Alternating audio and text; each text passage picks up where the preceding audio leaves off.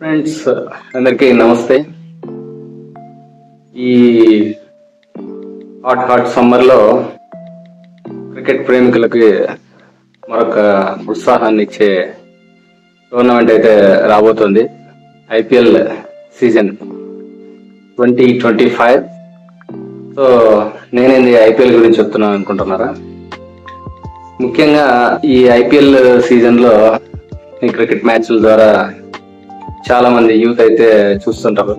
ఈ cricket bettings అనేటివి చాలా మటుకు జరుగుతూ ఉంటాయి. సో ఈ ఆన్లైన్ లో ఎక్కువైన నేపథ్యంలో ఈ ఆన్లైన్ బెట్టింగ్ యాప్స్ ద్వారా క్రికెట్ బెట్టింగ్స్ అనేవి జరుగుతూ ఉంటాయి. సో ఇలాంటి వాటిని ఎంకరేజ్ చేయొద్దండి.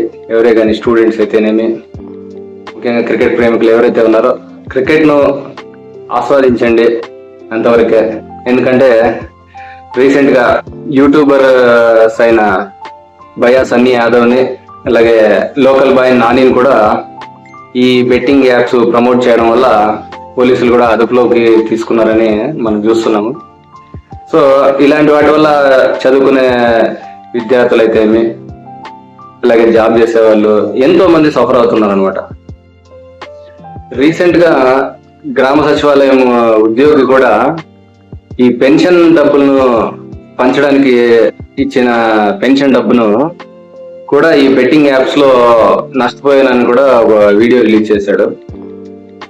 కాబట్టి క్రికెట్ ను చూడండి అంతవరకే, కానీ క్రికెట్ అయితే ఏదైతే ఈ బెట్టింగ్ యాప్స్, క్రికెట్ బెట్టింగ్ జోలికి వెళ్ళకండి. ఈ బెట్టింగ్ యాప్స్ ను ప్రమోట్ చేసే వాళ్ళని అరికట్టే క్రమంలోనే గౌరవ తెలంగాణ ఐపీఎస్ శ్రీ సజ్జనార్ సార్ గారు, అలాగే ప్రముఖ యూట్యూబర్ నా అన్వేషణ యూట్యూబ్ ఛానల్ అన్వేష్ గారు కూడా చాలా మటుకు ప్రయత్నాలు చేస్తున్నారు. సో ఇట్లాంటి బెట్టింగ్ యాప్స్ ను ప్రమోట్ చేసే వాళ్ళని దాదాపుగా అందరినీ సెర్చ్ చేసి వారిని కూడా చట్టపరమైన చర్యలు తీసుకునే కూడా వాళ్ళు కూడా ప్రయత్నాలు చేస్తున్నారు. సో ఇలాంటి వాటిని ఎవరికైనా ఎంకరేజ్ చేయదండి. అంతేకాకుండా చాలా మంది సఫర్ అవుతుంటారు ఇలాంటి వాటిలో డబ్బులు ఇన్వెస్ట్ చేసి మోసపోవడం ద్వారా. సో ఇలాంటి వాటిని దయచేసి ఎవరే కానీ ఎంకరేజ్ చేయొద్దండి. Thank you.